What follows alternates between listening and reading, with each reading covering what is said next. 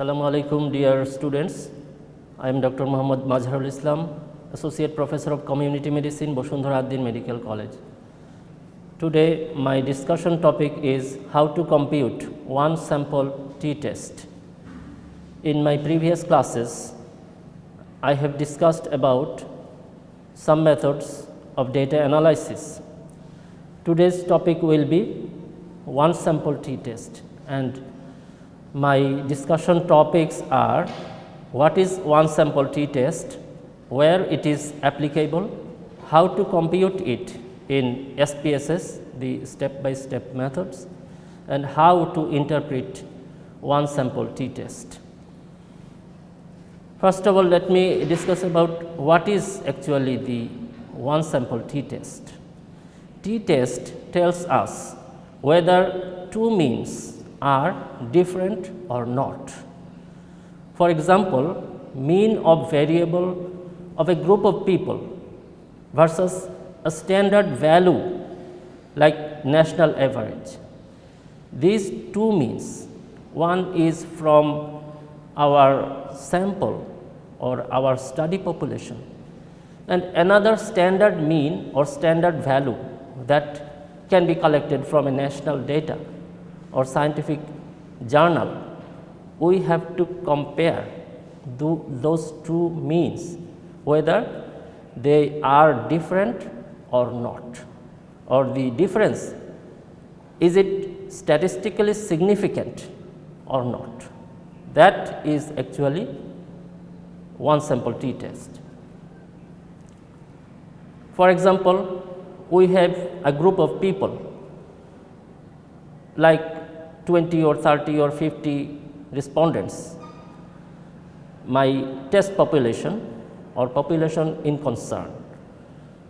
I have collected some data from them. It may be height, weight, income, blood pressure, hemoglobin concentration, any numerical data, and we have to compute the mean of that sample. After that, we want to compare that mean with another standard mean. So, mean of the group is, the group may be a test group or intervention group. It may have some disease condition. It may be on a special diet. The variable may be height or weight or any other variable. So, this is our test group mean, and the standard value is mean of a standard population or a typical average or a national average or from a healthy group of people or a mean of a specific nation to be compared with my group, and it can be collected from literature review or standard national data. Now, we have to do the comparison. We are going to compare our group with the standard value, for example, effect of a diet, effect of a disease, comparison between a given group of to another standard. SPSS will compute the mean of our group first, then this mean will be compared with the standard mean value. So, we are going to compute it with a quantitative variable, not from qualitative variable, like height, weight, age, income, blood pressure, and so on. So, in my group on which I am going to compute, there are 11 persons, and I have collected systolic blood pressure of all of them. Then I have a data set. I have to compute one sample t-test.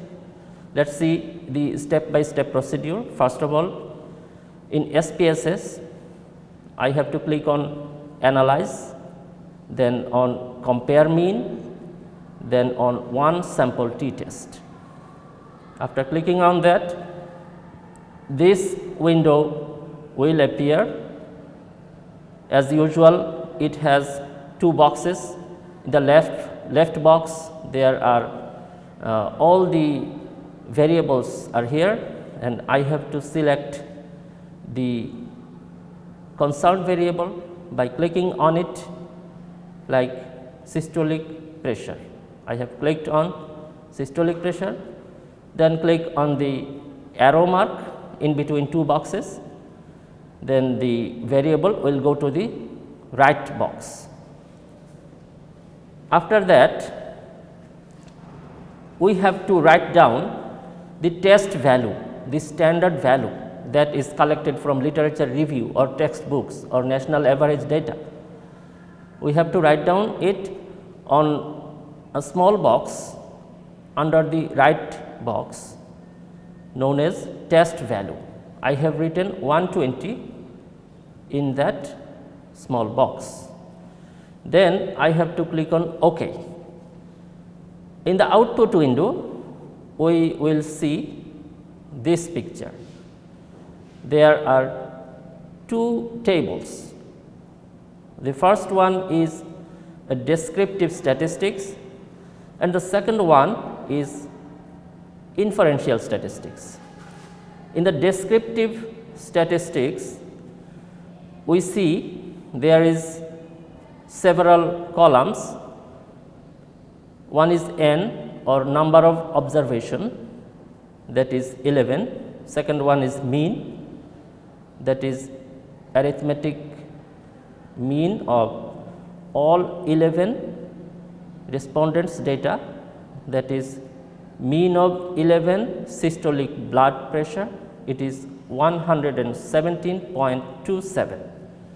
The next box is standard deviation, that is 12.9, and the last one is standard error of mean. This is our descriptive statistics, and the next table is inferential statistics table, and we are going to compare the mean of our sample with the test value given in the top of the second box or second table, that is 117 will be compared to 120, and we shall compute that whether these two means are different or not. Inferential statistics, it tells us whether our mean is significantly different from the standard value or not. It will show the t score, it is negative 0.7 here. It will show the degree of freedom, that is n minus 1, number of observations minus 1, 11 minus 1, that is 10. It will show the p value, stated here as significance two-tailed. It is the significance level and it is the p value. We know that p value must be 0.05 or less, otherwise it will not be statistically significant. Here it is 0.5, much more than significance level, and we see in the inferential statistics box or table, there are 3 points on which we are going to understand if those two means are different or not. First one is t value, second one is p value, and third one is 95% confidence interval of the difference. These three entries are required to understand the difference. First of all, let me discuss about the t value. We have to collect students' t distribution table, which is available online or textbooks. We have to collect that thing first. Then we have to look up a critical value on the table. If the t value is larger than the critical value from that table, then the means are different. In our findings, we see that t value is smaller than the critical value on the table. So, the means are not different. Here t value is minus 0.7 and the critical value is 2.228. We can see on this students t distribution table, which is collected from online. Here we see that there are several rows and columns, and we have to find out our desired point, which is two tails where alpha is 0.05. We have to watch the degree of freedom also, and we know that our degree of freedom is 10. So, in the row which contains the 10 marked here as red arrow mark, we see in the 0.05 alpha it is 2.228, which is encircled with yellow mark. So, our critical value is 2.228, and we saw that our t value was minus 0.7. So, minus 0.7 is smaller than 2.228. So, this difference is not significant. And the second one is p value. Here it is stated as significance two-tailed, and it is given here 0.5, that is much larger than 0.05. So, it is not statistically significant. And the third one is confidence interval. Hypothesis was mean difference was 0, that is our null hypothesis. So, if the 95% confidence interval includes 0, then the means are not 0.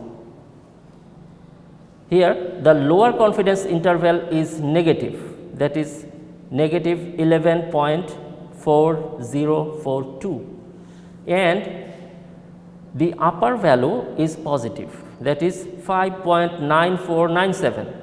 So, this confidence interval crosses 0, because one side is negative, another side is positive. So, it crossed 0, that is it includes 0. So, the null hypothesis is not nullified, that is this difference is not statistically significant. So, finally, we can say that all three findings are telling the same thing.